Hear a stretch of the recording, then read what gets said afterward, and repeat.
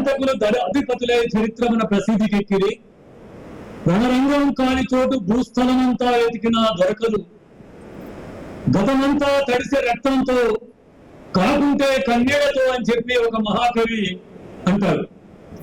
నరహంతకులైనటువంటి America సామ్రాజ్యవాదం, దానిపై పెంచి పోషించబడుతున్నటువంటి దురహంకారైనటువంటి Israel సామ్రాజ్యవాదం Iran మీద నెల రోజులకు పైగా చేస్తున్నటువంటి అమానుషమైనటువంటి కాండ ప్రపంచ మానవాళికి వ్యతిరేకమైందనేటువంటిది సిపిఐఎం ఆశ్రయ పార్టీగా, ఈ పీస్ కమిటీగా, యుద్ధ వ్యతిరేక కమిటీగా మనం భావిస్తూ ఉన్నాం. ఈ యుద్ధం ఎందుకు చేస్తూ ఉన్నారు? ఇది అన్యాయమైన యుద్ధం, అధర్మమైనటువంటి యుద్ధం, ఏ నీతి నియమాలు లేనటువంటి యుద్ధం.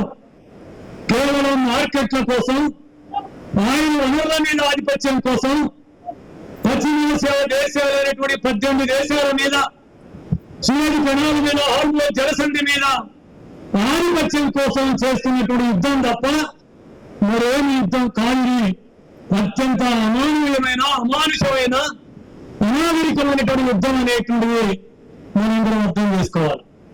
ఇలా ప్రపంచ మానవాళి తన మనుగడకే భంగకరంగా ఉన్నటువంటి పరిస్థితులు ఎదుర్కోబోతా ఉన్నది. ఇలా ఈరాన్ అనేటువంటి దేశం, పర్షియా దేశం, 7,000 సంవత్సరాలకు పైగా చరిత్ర ఉన్నటువంటి దేశం, మెసొపొటేమియా నాగరికత విలసిన దేశం.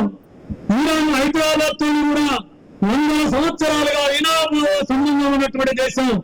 హైదరాబాద్ కాదు, భారతదేశంతో కూడా అవినాభావ సంబంధం ఉన్న దేశం.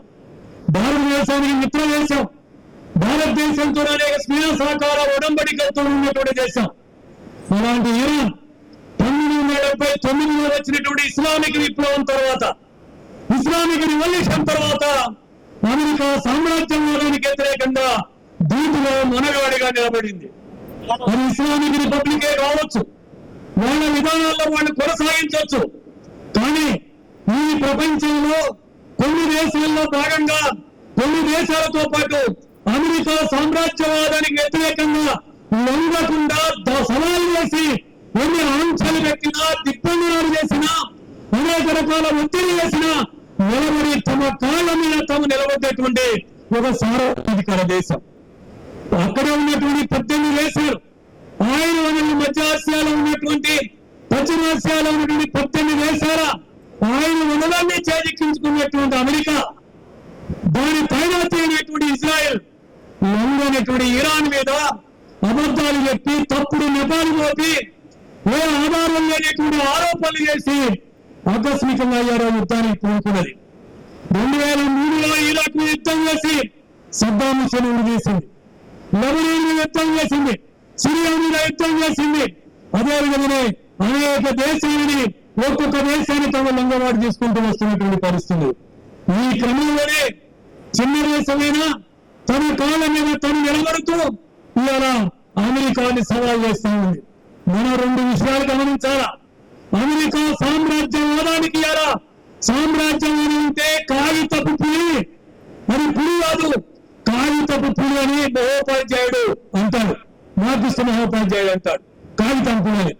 ఇవాళ అమెరికా సామ్రాజ్యవాదం కూడా మార్కెట్ లేకపోతే అది కాగితపు పులి అని ఇలా ఇరాన్ ప్రజలు నిరూపించారు, ఇరాన్ దేశం నిరూపించింది అనేది మనం అర్థం చేసుకోవాలి.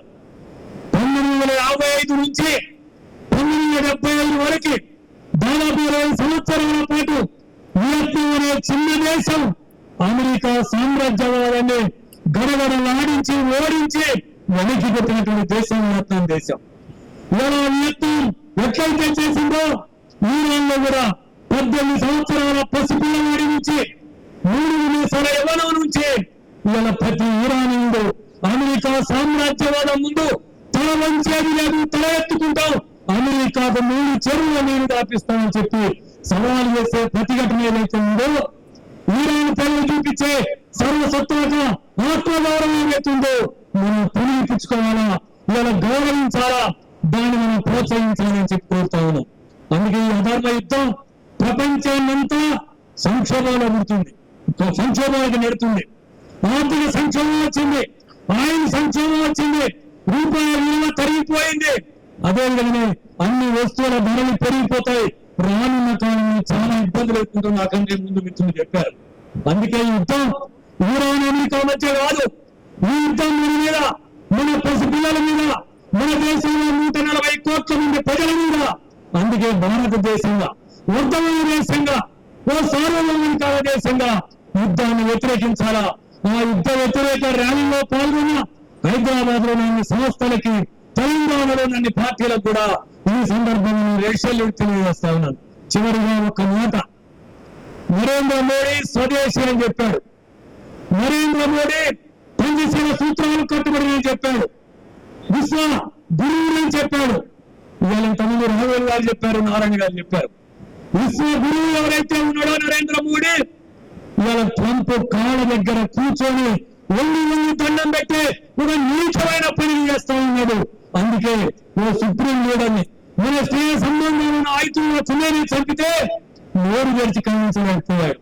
అంతేకాదు తన ఆత్మరక్షణ కోసం, అమెరికా మూలాన్ని దెబ్బకొట్టడం కోసం అమెరికా స్థావరాల మీద దెబ్బ కొడితే దాన్ని ఖండించాడు. అంటే అర్థం ఏంటి? ఓ సార్వభౌమిక దేశాన్ని గుర్తించలేదంటే, గౌరవించలేదంటే అర్థం ఆయనకు అంతకుడు, ఆయన శిష్యులు ఈయనొక అంతకుడు ఈ దేశంలో ఖగారి పేరుతో, మరో ముస్లిం వ్యతిరేక పేరుతో ఎంత యుద్ధం చేస్తుందో అంతగా చేస్తుందో చెప్పారు. ఇంతకుముందు ఒక నాయకుడు చెప్పాడు, అందరూ నాయకత్వంలోకి వచ్చినాక ఉన్మోదం చేశారట, నరాచరణ చేశారు. నరేంద్ర మోడీ నరాచరణ చేస్తేనే అధికారంలోకి వచ్చాడు. నేను ప్రత్యేకమని అందరూ అధికారంలోకి వచ్చే చర్య చేస్తే నరేంద్ర మోడీ గుజరాత్ లో నిర్మూలన చేస్తూ అధికారంలోకి వచ్చాడు. అందుకే అంబానీ సేవలు కావాలి, ఆదానికి సేవలు కావాలి. ఎఫ్టీన్ ఫైల్స్ లో బయటపడ్డ తన రంగులు కాపాడుకోవడానికి, తన యొక్క కుంభకోణాన్ని కాపాడుకోవడానికి ఇవాళ అమెరికాకి వెళ్ళి సాయం చేస్తున్నాడు. ఇది మన ఆత్మ గౌరవానికి వ్యతిరేకమైంది, మన దేశ పరువు ప్రతిష్టలకు వ్యతిరేకమైంది. అందుకే భారత ప్రభుత్వమా నువ్వు యుద్ధాన్ని వ్యతిరేకించు, శాంతి కోసం నువ్వు ప్రయత్నం చేయి. ఐక్యరాజ్య సమితి కూడా శాంతి కోసం ప్రయత్నం చేయాలని చెప్పి కోరుతూ